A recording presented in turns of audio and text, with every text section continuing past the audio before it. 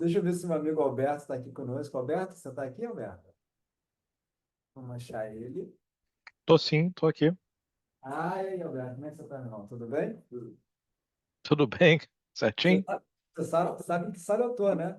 A nossa sala aqui da PUC. Tô vendo 213, rapaz.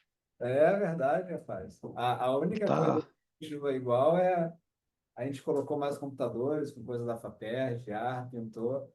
Dá 2 dias tudo já estraga, o computador some, mas a gente continua na nossa tentativa. Muito bom, muito bom. Sua, Pois é, Alberto, fala aí. nossa, faz bastante tempo que eu não vou aí. É verdade. Agora na Austrália, não é? Agora eu tô na Austrália. Agora eu tô na Ué, Austrália. Agora eu tô. já tá à noite aí, não é? Sim, sim, tá quase meia-noite já. Caramba, poxa, super obrigado, viu? Deixa eu te apresentar rapidinho, Alberto. Primeiro eu falei antecipadamente do IBNEC, que nós batemos, o secretário me comentou 497, 498 inscritos, o que é 500. Eu acho que a gente está, de fato, no maior evento de psicometria e avaliação neuropsicológica, pelo menos do que eu tenho conhecimento. É muito difícil a gente conseguir ter tanta gente assim. Tem muitos motivos pelos quais isso aconteceu. Claro, o valor que a pessoa paga e tudo mais, sim, online, mas eu acho que isso também agrega bastante o nosso conhecimento de psicometria e avaliação neuropsicológica, sabe? São áreas que, de certa maneira, atraem pessoas. Pessoal, eu comentei aqui logo no início com o Alberto, porque quando eu comecei meu doutorado, o Alberto era meu veterano. E o Alberto ficava num computadorzinho aqui, ali no fim. E depois eu peguei a mesa dele, justamente porque era a mesa do ar-condicionado em cima, eu sou super calorento. Então a gente sempre trocava bastante figurinhas. O Alberto é um querido, eu gosto muito dele, ele sabe muito bem disso. Ele já rodou o mundo inteiro em função das formações dele, mas especialmente psicologia. Ele é essencialmente, eu acho que o Alberto é muito mais um pesquisador do que um psicólogo ou algo assim. É um prazer ter você de novo aqui conosco, Alberto. Muito obrigado por aceitar o convite. O Alberto vai falar sobre Machine Learning in Artificial Intelligence and the Development, Psychological Profiles in Elite Athletes, ou a Machine Learning, aprendizagem por máquina e inteligência artificial no desenvolvimento de perfis psicológicos de atletas de elite. Hoje o Alberto está na Central Queensland University, que fica na Austrália. Foi aluno aqui nosso da PUC, né? Foi meu veterano. Alberto, a sala é sua. Fique à vontade, compartilhe a tela, faz o que você achar melhor. Eu vou ficar aqui, vou tentar aprender com você. Então, por favor, a bola está na sua quadra, como o pessoal fala aí na sua área do esporte. Obrigado, deixa eu compartilhar aqui. Ah, vou tentar. Imagino que todos estejam vendo os slides.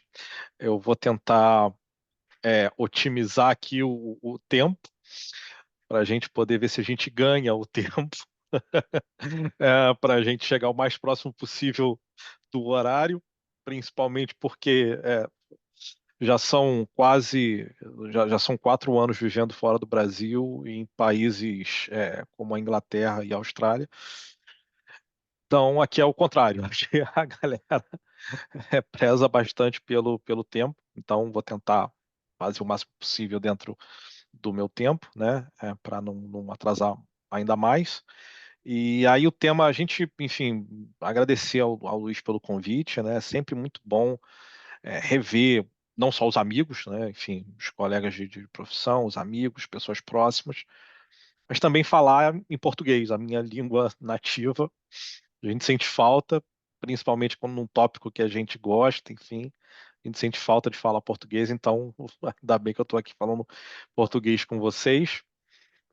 O tópico é aprendizagem de máquinas, né? Ou aprendizagem por máquinas. A gente não tem exatamente uma tradução para machine learning, seria, enfim, o aprendizado da máquina, na verdade, inteligência artificial, que a gente usou para desenvolver perfis psicológicos de atletas de elite. Esse é o objetivo da nossa palestra. Mas antes, eu estou na Austrália e a Austrália tem um hábito, tá?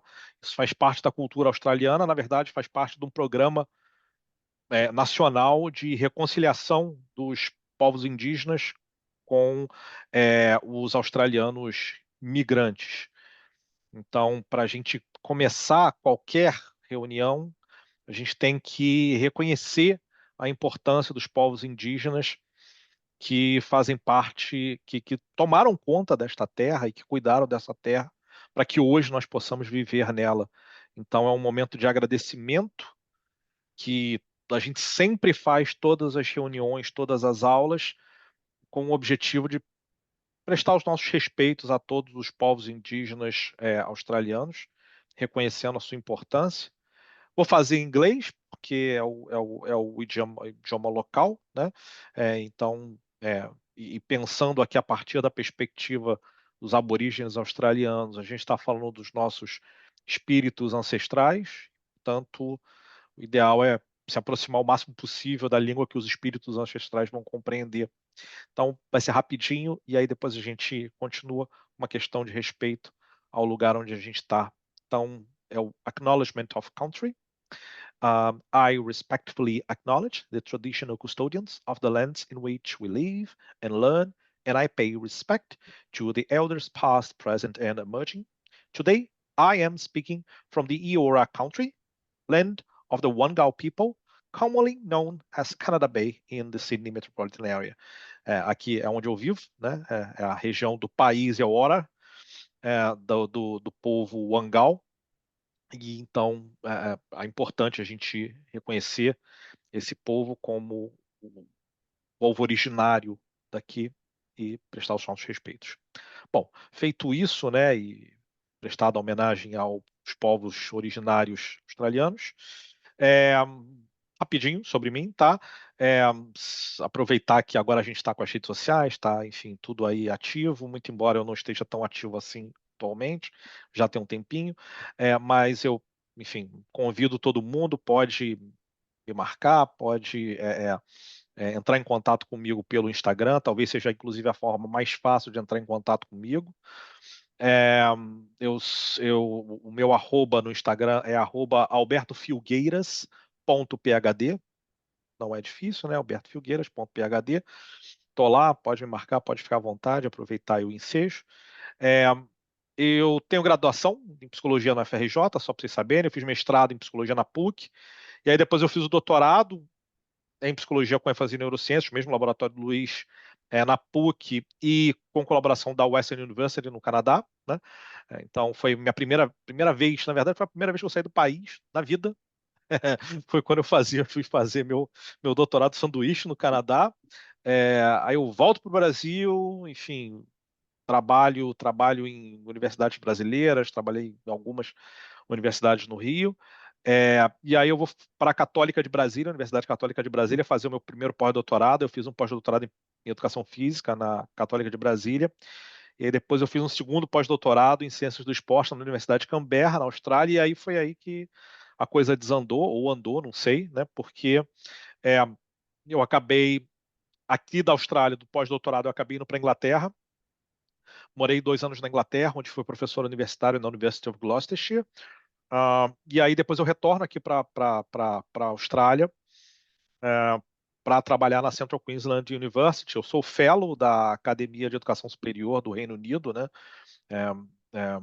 Que é um reconhecimento pela qualidade do ensino, pela qualidade pedagógica do profissional. E aqui na Central Queensland University eu sou professor, sou senior lecturer, né, do Colégio de Psicologia. Estamos caminhando aí para o professorship, mas vai demorar um pouquinho ainda. Tô afim agora não, dá muito trabalho. Mas eu também sou psicólogo do esporte. Isso é uma curiosidade. Eu tropecei e acabei caindo no esporte, e como psicólogo do esporte, eu tenho em torno aí de 18 anos, mais ou menos, de experiência como psicólogo do esporte. Já trabalhei no Comitê Olímpico Brasileiro, já trabalhei no Flamengo, trabalhei no Clube do Zico, trabalhei na Time Octógono, e aqui na Austrália eu tive duas oportunidades aí interessantes. Uma foi no Cairns Taipans, que é o time de basquete da cidade onde eu trabalho, né? Enfim, um time grande de basquete.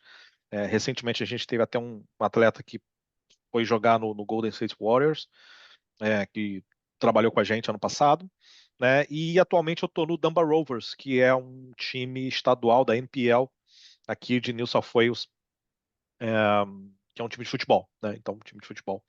Estamos de volta ao futebol novamente.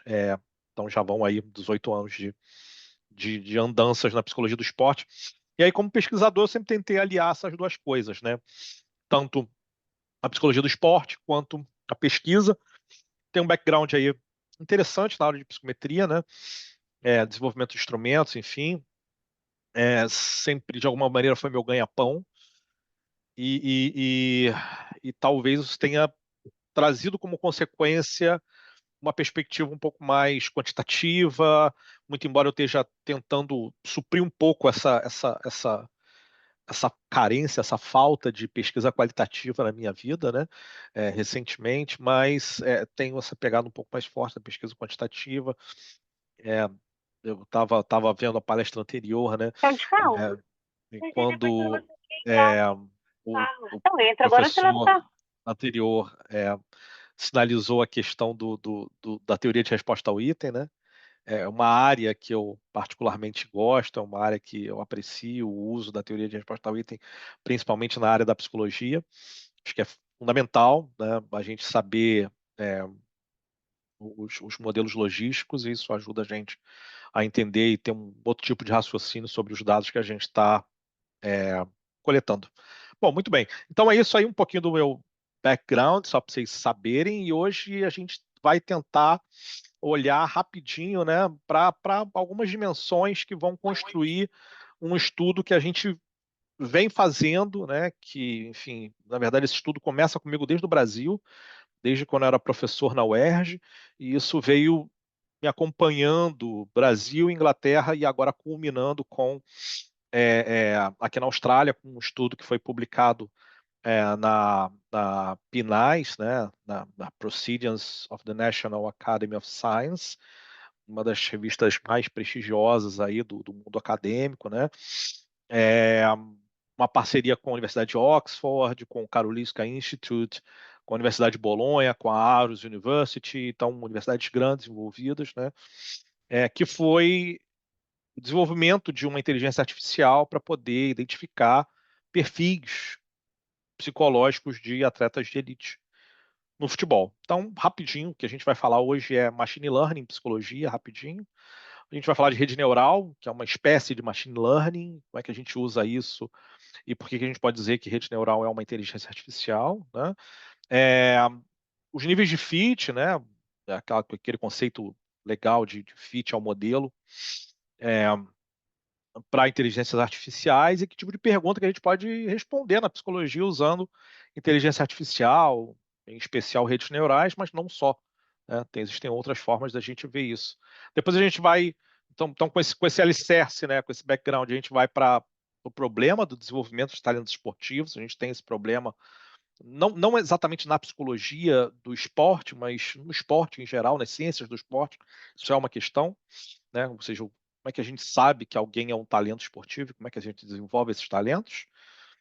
Então a gente vai fazer um panorama geral disso, desde as dimensões técnico-táticas, física, psicológica, até os avanços recentes. A gente vai falar um pouco de função executiva, e aí entrando um pouco nas neurociências cognitivas, e aí a gente vai tentar finalizar, né, esse problema, né, fechar esse quebra-cabeça, usando como método inteligência artificial e machine learning na identificação desses indivíduos, né, de atletas de elite. Aí a gente vai mostrar um pouco, eu vou falar um pouco do nosso estudo, o que a gente encontrou e o que a gente está fazendo agora, né? Enfim, eu cheguei na Austrália tem menos de 2 anos, tem um ano e meio, e recentemente a gente conseguiu a aprovação do Comitê de Ética para a gente começar a coletar dados, e aí eu vou falar um pouquinho dos estudos que a gente vai fazer no futuro, tá? Então é isso, esse é o panorama, tá? Eu só vou aqui tentar me manter antenado no meu tempo, para que a gente possa curtir bastante e possa ter tempo para vocês perguntarem, caso vocês queiram, caso vocês tenham interesse de fazer algum tipo de pergunta, enfim. Acho que é legal fazer essa troca. Então vamos lá? Vamos começar com o que é machine learning, inteligência artificial, né?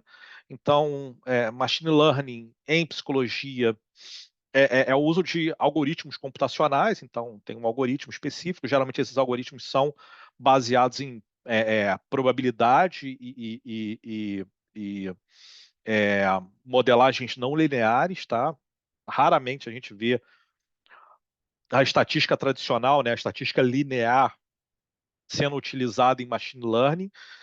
Isso porque, na verdade, o objetivo aqui é inferência de probabilidade e reconhecimento de padrão, mas os padrões eles não necessariamente são lineares ou não necessariamente são distribuídos de forma normal, né? A gente sabe disso. Então, existem diversos padrões que são caóticos, que são não inferenciais, que são, enfim, quando você coloca, quando você plota num gráfico, você não vê linearidade e existe sim um padrão que a gente não consegue identificar, mas a máquina ela tem essa capacidade de reconhecer facilmente a inferência de probabilidades. Na presença de um fenômeno, o outro aparece, ou na presença de um fenômeno, indiretamente, outro vai aparecer. Então, mediação, moderação, tudo isso é mais fácil para uma inteligência artificial do que para nós. Então, são algoritmos computadorizados, né?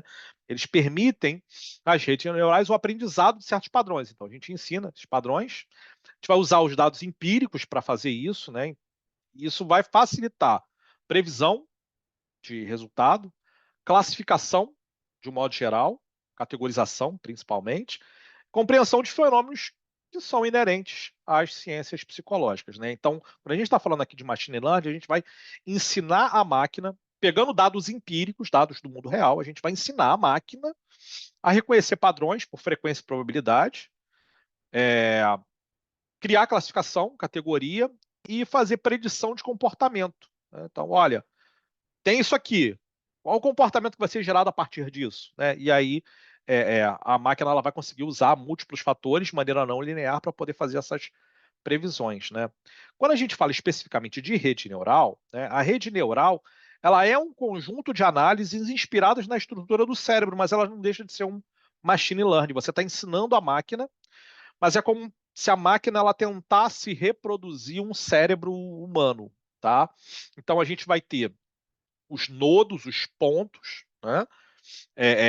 Geralmente a gente vê isso nos input layers, que é a camada que você introduz os dados, tá? E aí você vai colocar os dados empíricos, e aí com isso a máquina vai começar a fazer uma série de conexões ponderadas, ou seja, vai começar a fazer uma série de combinações entre as variáveis e entre os sujeitos, né?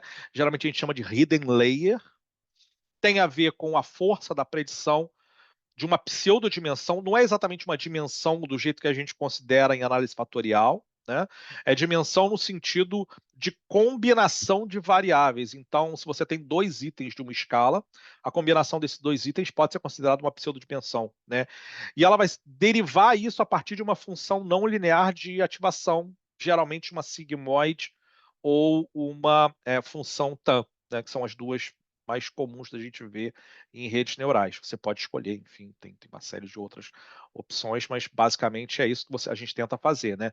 Então, a partir dessas camadas escondidas das hidden layers, né, a gente vai tentar gerar diferentes combinações e a máquina, por ser um cérebro, o que ela vai fazer? Olha, essa combinação ela dá certo.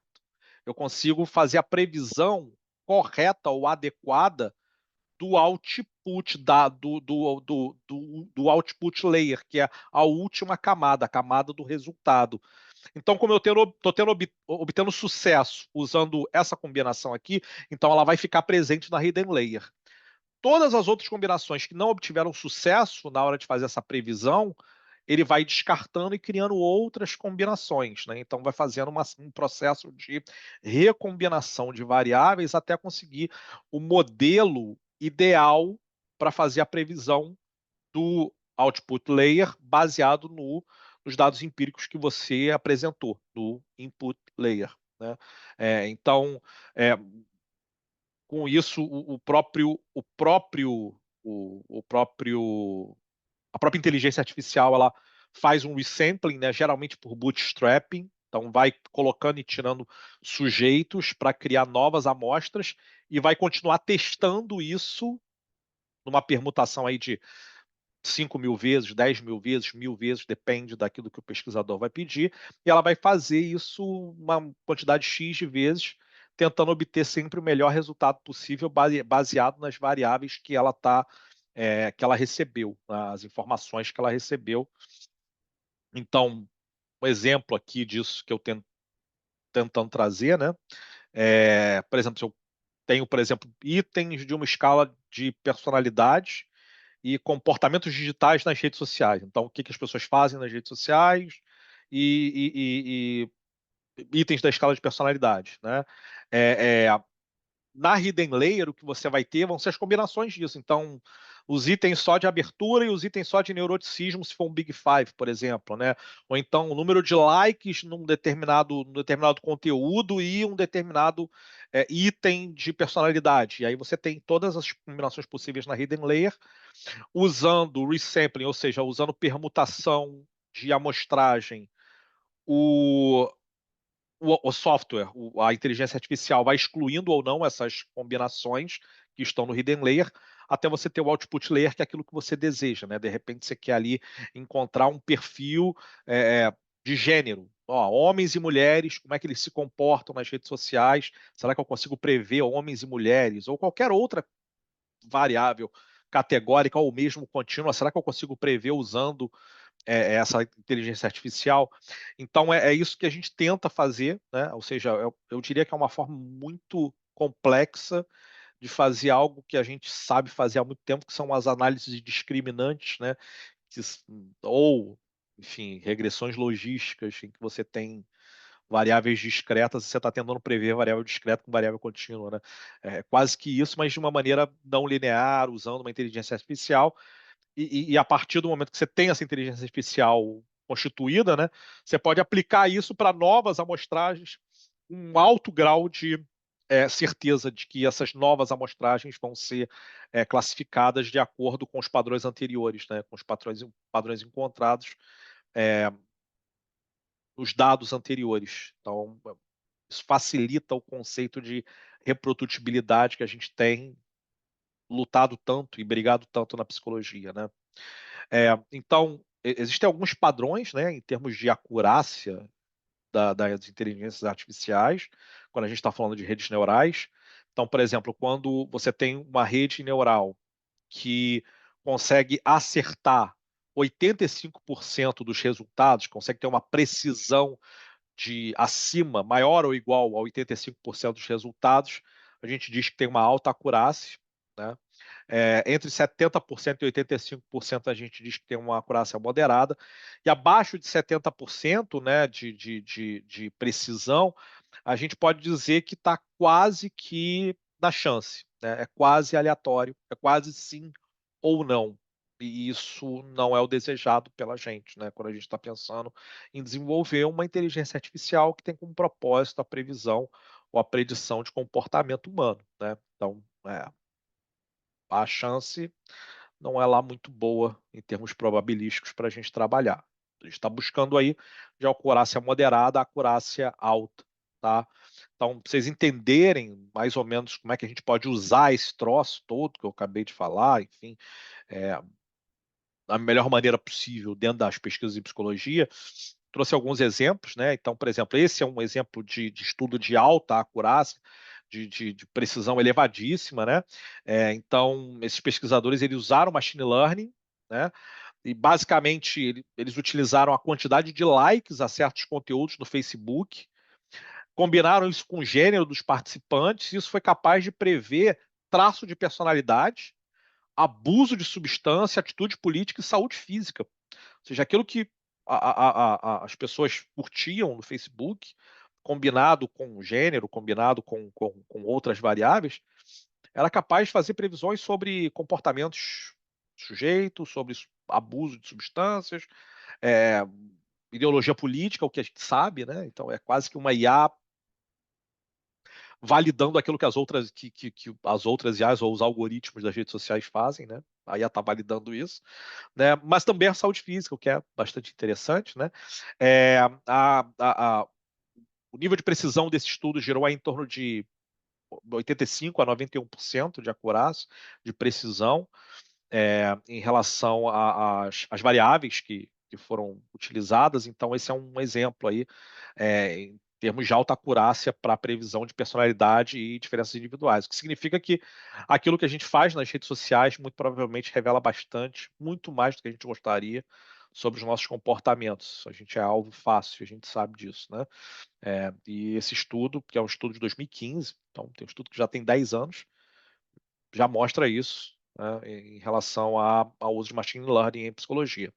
Um outro exemplo, e aí um pouco menos voltado para personalidade, para comportamentos digitais, pouco menos psicologia social e um pouco mais psicologia clínica, eu diria, né? Esses pesquisadores eles utilizaram machine learning para prever a capacidade funcional de pacientes com depressão severa ou transtorno bipolar, né, usando só os sintomas clínicos, a frequência e a probabilidade de ocorrência desses sintomas clínicos, né? Então a inteligência artificial, e aí sim foi usado redes neurais, né, ela foi capaz de prever mais ou menos em torno de 83% de precisão se um paciente poderia viver uma vida funcional ou se a severidade daqueles sintomas seria uma condição impeditiva desse sujeito para o trabalho e para uma vida saudável, né? Uma vida, enfim, para relações sociais saudáveis. Então, isso mostra que as redes neurais esse nível de precisão foi muito acima do nível de precisão dos psiquiatras, dos clínicos, né? Então, ou seja, a inteligência artificial conseguindo fazer previsões muito superiores ao ser humano, mesmo que esse ser humano seja um especialista na área.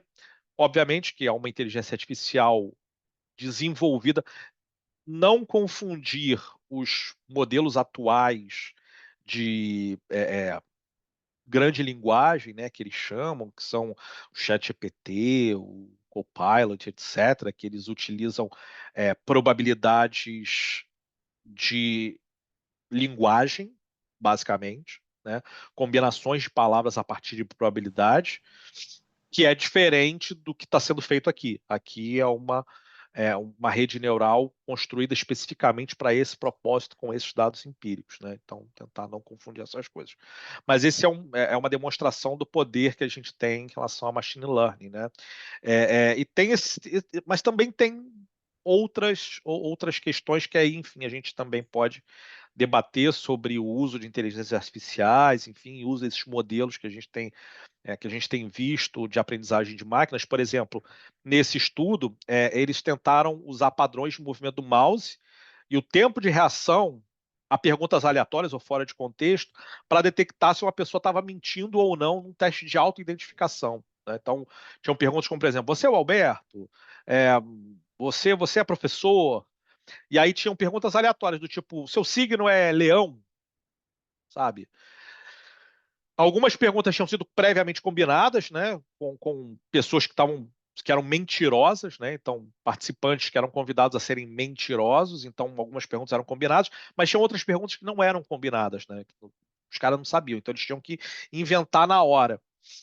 E aí eles usavam essa coisa do movimento alvo e o tempo de reação para responder as perguntas. A hipótese é que quando você está mentindo, você leva um tempo maior para responder as perguntas do que quando você está respondendo para você mesmo, né, sobre você mesmo, né?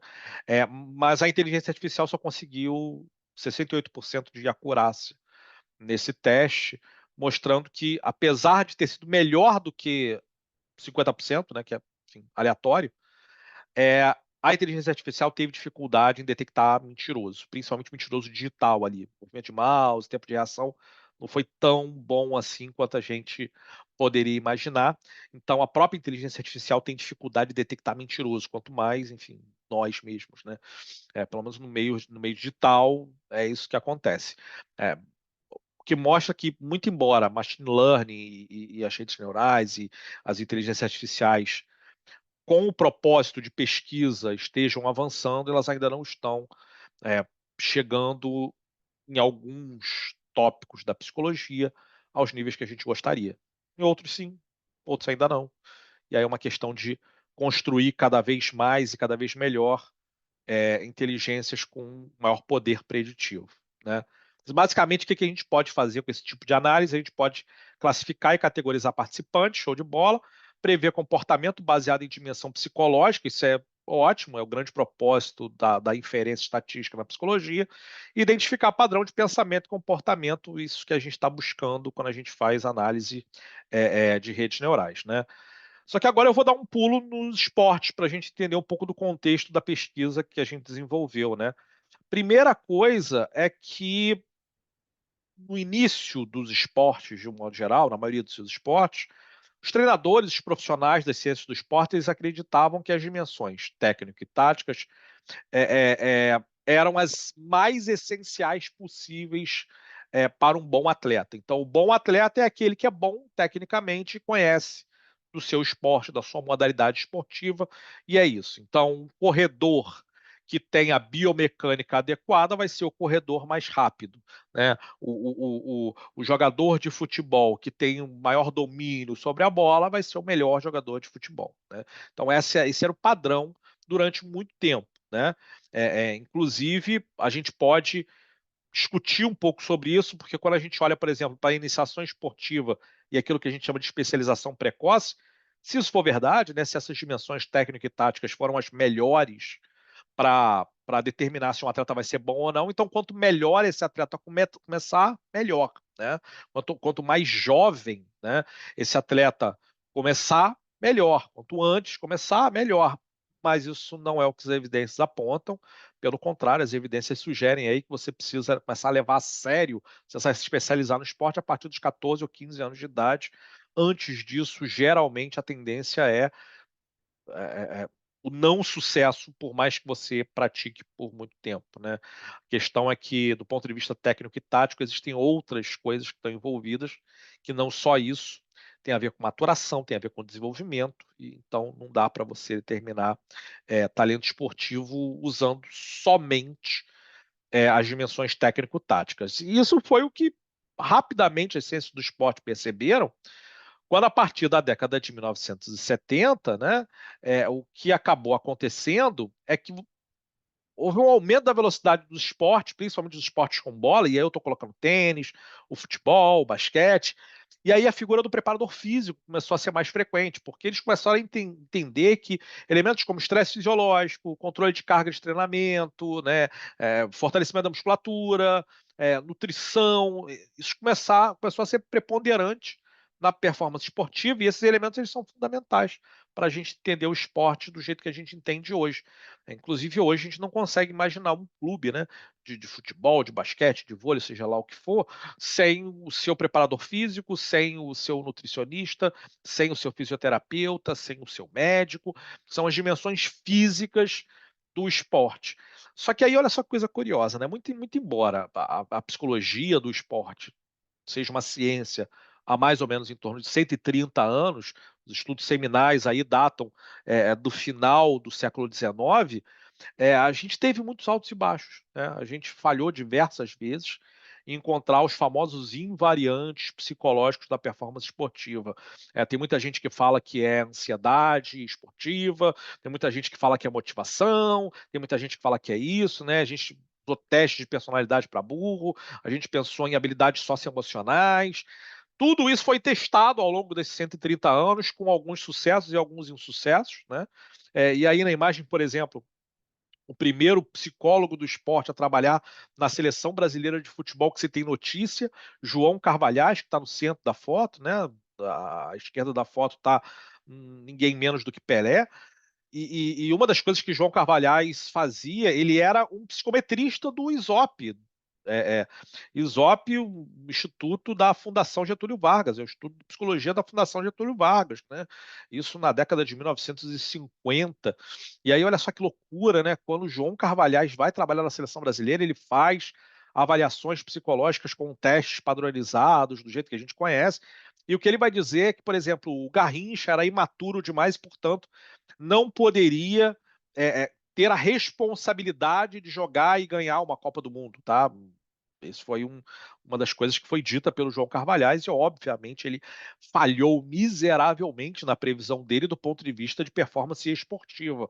Muito embora, se a gente for fazer a reflexão em termos de maturidade, o Garrincha, a gente sabe como foi o fim da vida do Garrincha, né?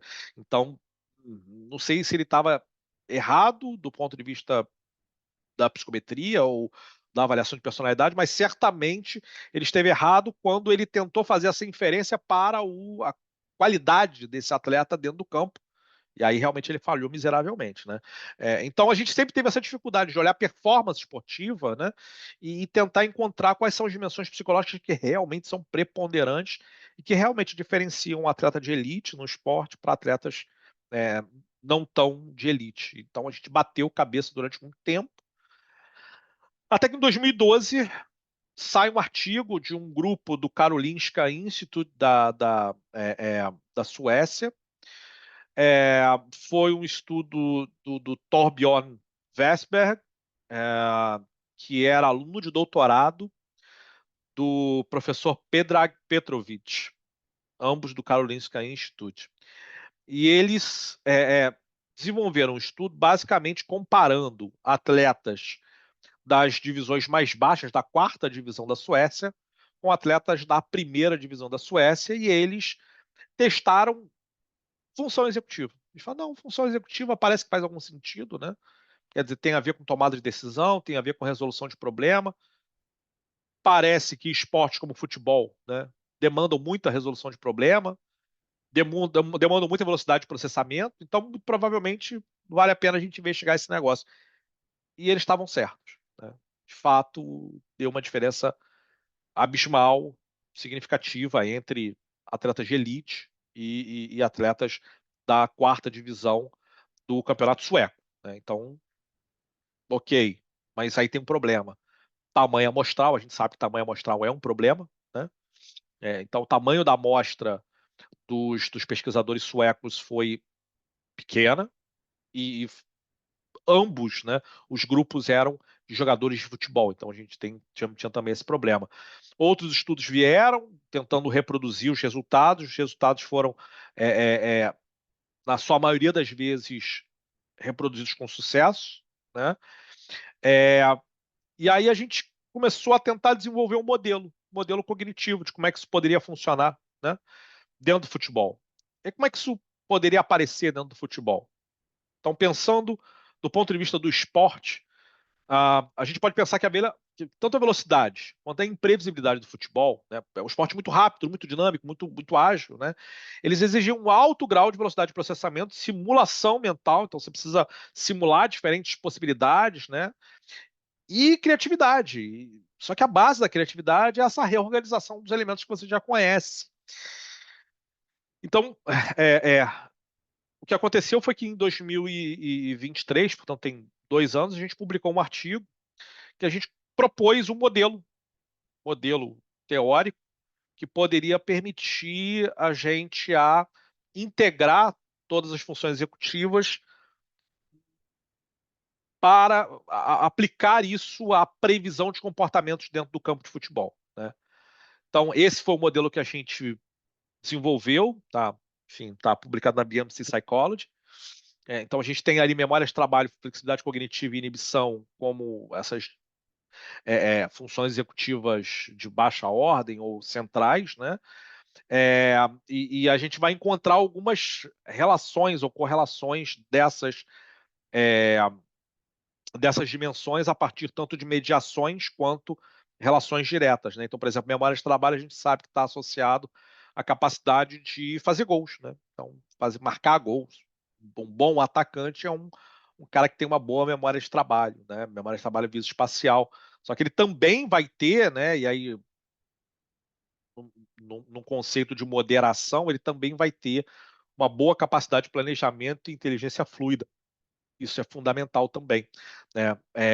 Da mesma maneira como, por exemplo, controle inibitório, a inibição é importante ou fundamental para você dar assistências ou para você fazer a leitura e você fazer o passe no momento correto, né? Inibir a predisposição de você querer simplesmente se livrar da bola, mas dar o passe no momento correto, daí a inibição presente, por exemplo, naqueles que melhor dão assistências, no meio de campo, ou então nos pontas, que são os caras que dão mais assistência no futebol. Então, esse modelo que a gente desenhou, ele meio que permite a gente começar a testar empiricamente como é que isso pode acontecer. E esse modelo também facilita na hora da gente construir as camadas das redes neurais. Quando a gente pensa em termos de rede neural, a gente começar a construir essas camadas empíricas facilita na hora de a gente construir isso, né? Então, a peça final desse quebra-cabeça, né, é que, embora fosse claro que os estudos iniciais entre 2012 e 2024 fossem promissores, estavam faltando duas coisas aí. A primeira delas era o tamanho amostral, né? tamanho amostral ele era um problema, né? Isso aí a gente percebeu, né? É, uma outra coisa que era problemática é essa questão da multidimensionalidade do futebol. É um esporte difícil, é um esporte caótico. Não necessariamente o cara que faz os gols é o melhor jogador em campo, é o melhor tecnicamente. Não necessariamente o jogador que rouba mais as bolas é o melhor defensivamente. Então, essa falta de relação entre as estatísticas de futebol, né, e as ações que são realizadas no futebol tornam esse esporte muito imprevisível, são uma quantidade muito grande de sujeitos, né? E os comportamentos desses sujeitos, eles vão variar de acordo com os comportamentos de outros sujeitos, muitas vezes proativamente, muitas vezes reativamente. Então essa imprevisibilidade do futebol, ela precisava ser considerada. Não dá para pensar em linearidade numa situação dessas, né? Se aproxima muito mais dos modelos de probabilidade caótica do que qualquer outra coisa, né? É, e uma outra coisa que estava faltando na literatura é controle, grupo controle. A maioria dos grupos controles eram outros atletas, sejam de outras modalidades ou atletas de divisões inferiores em comparação às divisões de elite. Então era isso. A gente tinha que resolver esses problemas e por isso que a gente desenvolveu esse estudo. Foi um estudo que foi publicado na Proceedings of the National Academy of Science, uma revista fator de impacto elevado, enfim, muito bem cotada internacionalmente. E a gente juntou esforços, então teve gente de um monte de instituições diferentes, teve gente da Universidade de Oxford, teve gente do Karolinska Institute, teve gente da Aarhus University na Dinamarca, teve gente da Universidade de Bolonha na Itália, tive eu, né, que estava representando aí praticamente 3 países, né, Brasil, Reino Unido e Austrália. É, e aí o que a gente teve foram 204 jogadores de elite, tanto primeira divisão, top de linha, tanto do Brasil quanto da Suécia. Só que a gente coletou dados em 124 participantes controle que foram pareados por idade e escolaridade com esses atletas de elite. Então a gente tentou fazer um pareamento de idade e escolaridade. Todos eram atletas do sexo masculino, né, com poucas exceções da amostra sueca, mas a maioria atletas do sexo masculino. A gente fez a avaliação das funções executivas usando o protocolo adaptado do meu artigo, né? Então a gente mediu ali memória de trabalho espacial, inibição, flexibilidade cognitiva e criatividade através de fluência verbal, né? Seria mais como inteligência fluida. E a gente também usou o Big Five, traços de personalidade, para ver se a personalidade poderia ajudar ali no aspecto da validação dos nossos resultados. E a gente usou a modelagem de machine learning com redes neurais. Então a nossa hidden layer basicamente utilizava permutação por bootstrapping para fazer a validação dos resultados. E o que a gente buscava era se a inteligência artificial conseguia separar atletas de elite dos controle. Então, era essa a grande pergunta. Esse era o nosso output layer, né? Vocês conseguem diferenciar, se a IA conseguiria diferenciar atletas de elite dos controles, porque era essa a grande questão que a gente tinha, né? Bom, o fato é que depois que a gente gerou os resultados, a gente se surpreendeu muito quando a gente conseguiu uma acurácia de 97%. Né? Na verdade, para ser mais preciso, 96,92% de precisão. A gente só teve um falso positivo entre os controles, ou seja, uma pessoa dos 124 participantes, uma poderia ou teria o perfil cognitivo de um atleta de elite, e a gente não sabe exatamente o que essa pessoa faz, enfim, isso não foi uma questão, mas uma pessoa tinha, e a gente teve 3 atletas de elite que não estariam dentro do que a gente chama de perfil de atleta de elite, né? Muito embora, e aí é importante também a gente considerar que parte da nossa amostra era constituída por atletas que eram também da base dos clubes e que subiam para profissional, mas ainda pertenciam à base dos clubes, né? Então, quando a gente consegue olhar esses resultados, foi surpreendente para a gente também, porque o nível de acurácia foi elevadíssimo, absolutamente inesperado. Inclusive, recentemente a gente teve até um artigo crítica à nossa modelagem, a nossa arquitetura de redes neurais, dizendo que a gente só usou uma hidden layer, que a gente deveria ter usado mais hidden layers, né, para poder gerar uma filtragem maior dos resultados, porque foi algo realmente surpreendente para a gente, o quanto que, com isso, a gente consegue perceber que atletas de elite do futebol profissional são diferentes de outros seres humanos, de seres humanos normais, de nós, né? Isso foi bastante interessante. Só que aí voltamos à seguinte pergunta: ok, mas em relação realmente ao desenvolvimento desses talentos e à identificação desses talentos, né? Será que se agora, com essa inteligência artificial já montada, já constituída, eu posso pegar um sujeito da população em geral, colocar lá e perguntar: esse cara aqui, ele tem perfil de atleta de elite? Então, será que se eu treinar esse cara para se tornar um atleta de elite, ele vai se tornar um atleta de elite porque ele já tem o perfil psicológico para isso? Né? Essa era uma questão que a gente tem atualmente. Então, basicamente, o que a gente vai fazer agora a gente está. Eu acabei de receber, enfim, recebi no mês passado a aprovação do Comitê de Ética da Central Queensland University para a gente poder começar a coletar dados longitudinais, então, um projeto de 10 anos, e a gente vai coletar dados longitudinais em atletas que hoje estão com 13, 12 ou 13 anos, e a gente vai acompanhar esses atletas por 10 anos para poder ver onde é que eles vão chegar. E a nossa hipótese é que, e aí essa é a grande questão, a nossa hipótese é que a gente vai, com esse projeto, que é um projeto muito mais exploratório do que um teste de hipótese, a gente vai conseguir identificar se com 13 anos, a gente já sabe diferenciar quem é cognitivamente melhor de quem é cognitivamente pior para o esporte especificamente. E com isso a gente vai conseguir fazer essas previsões para o futuro. Ou seja, com 13 anos a gente já sabe se esse cara vai ser bom ou não.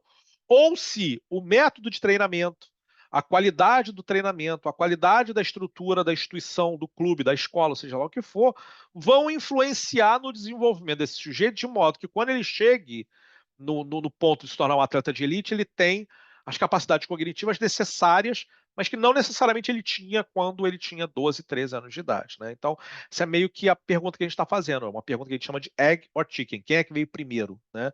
Quem veio primeiro, ovo ou a galinha? No nosso caso, quem veio primeiro, né? São as funções executivas que vieram primeiro, e aí depois você só desenvolve a parte técnico, tática e física? Ou será que, ao desenvolver a parte técnico-tática, você acaba desenvolvendo também a parte mental ou a parte cognitiva que vai culminar com essa diferença entre pessoas normais para atletas de elite? É, é, eu não sei se eu consegui fazer isso no tempo que eu gostaria de ter feito, mas certamente foi menos do que o tempo que eu tinha. Então é Pode, isso. pode continuar É, mais. Não, tá bom, acabou mesmo, no caso.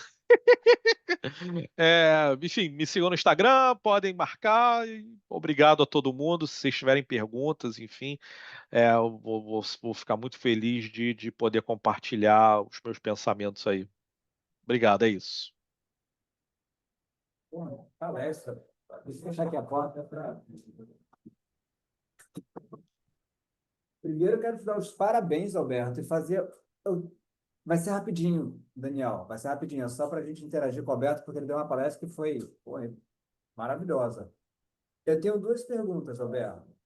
A pergunta número um é: se a gente fosse, então, acenar para o futuro e pensar nessas medidas em relação à psicometria, não tem como fugir de machine learning e poderes preditivos de aprendizagem computadorizada. Isso é verdade?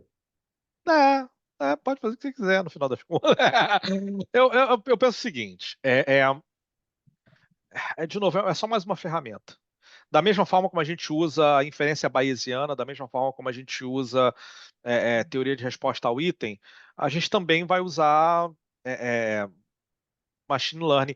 A verdade é que assim, a gente vê machine learning do jeito que a gente vem fazendo recentemente, para facilitar a nossa vida.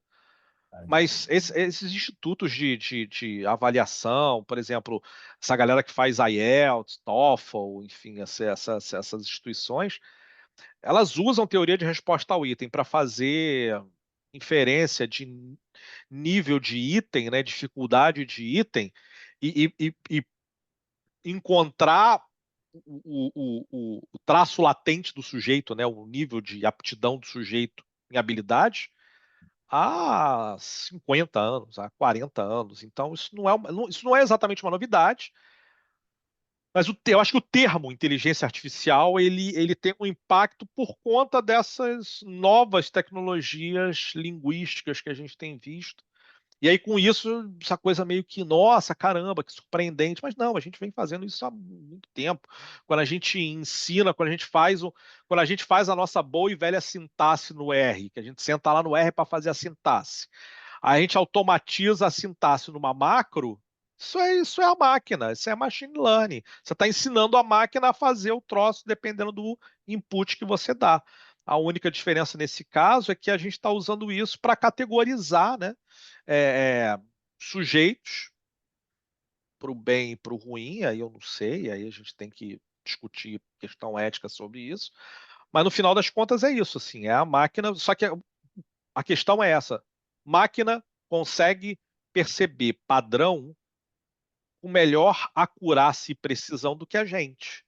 Porque a máquina é construída a partir da probabilidade e não tem enviesamento do pesquisador, não tem o enviesamento da vontade do pesquisador. Eu quero que dê esse resultado aqui, né? Então, se você usa rede neural e machine learning, desculpa, mas você não vai conseguir aquela boa e velha história, né? Estatística é a arte de você torturar os dados até que eles digam aquilo que você quer que eles digam, né?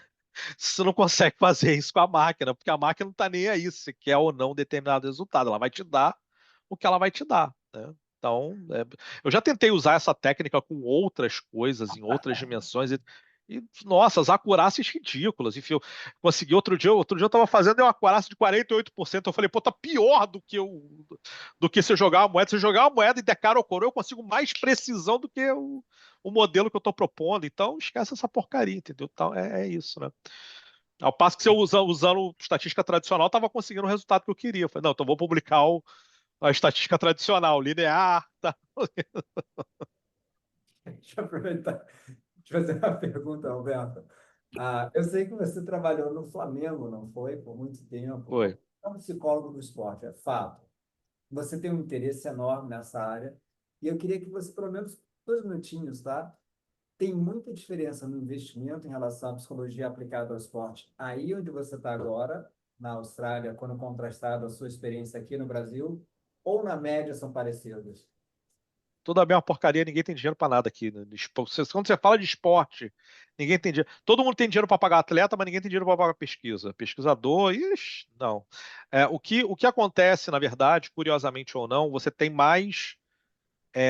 A psicologia do esporte é a mesma coisa também, né? A maioria dos clubes tem, tanto aqui quanto no Brasil. É, pesquisa, pouquíssimo dinheiro, pouquíssimo investimento. Agora, uma coisa é fato. É, existem 2 ou 3 países que realmente colocam dinheiro no esporte, né? E esses países eles colocam em todos os níveis. E a proximidade da Austrália com os Estados Unidos faz com que a gente consiga entrar indiretamente, de gaiato, né, nas parcerias, nos financiamentos americanos, né? Então essas parcerias elas ficam muito mais facilitadas, porque, por exemplo, o time de basquete que a minha universidade patrocina, a nossa universidade ela patrocina um time de basquete aqui, né? É, Sim, foi. eles são absolutamente abertos a receber os profissionais da universidade, óbvio, patrocinador, né? Só que eles têm convênio com os times da NBA. Então, o time da NBA manda jogador para cá para poder fazer desenvolvimento, né? Para poder jogar uma temporada, 2 temporadas, para se desenvolver, né? É quase que fosse uma terceira divisão da NBA aqui. Então, isso facilita muito esse contato com os americanos. E aí, na hora de conseguir equipamento, financiamento, tudo isso, facilita. A gente tem um laboratório gigante de realidade virtual que, enfim, que a gente usa para fazer treinamento mental de atleta, né? Então, enfim, é outro Volta aqui patamar no de Brasil, investimento. morar aqui, ou você fica a sua vida já fora do Brasil? Essa é a pergunta importante, né? Senhor A, Jesus, a resposta me clara. ajuda. Ah, eu fui embora do Brasil. Eu estou fugindo do Brasil, meu Deus do céu. Enfim, assim, eu amo a minha cultura, amo o meu país, mas ele lá e eu cá, entendeu? Tá, assim. Alberto, meu irmão, de novo, muito bom te ver feliz, cara. Muito bom te ver bem. Você definitivamente foi uma referência fundamental para mim e é para as pessoas aqui, Que tá? bom, meu amigo, que bom, que bom. Fico feliz de Peguei ouvir que isso. se encontrar em algum momento presencialmente, mas já entendi que eu vou ter que ir para a Eu Austrália. vou. Não, eu vou no Brasil agora no Carnaval, agora, esse ano que vem, 2026, eu vou. Aí que eu vou ficar preso na Austrália por 2 anos, então eu vou ter que ir no Brasil antes. Aí eu Entendi. pretendo passar no Rio, eu te aviso quando eu for no Rio. Fechado, Alberto. Um mega abraço para você, meu irmão. Fica bem, boa noite, que ainda tá à Eu noite, também. né? Obrigado, meu querido. Um grande abraço, viu? Até logo todo mundo. Tchau, tchau. Alberto.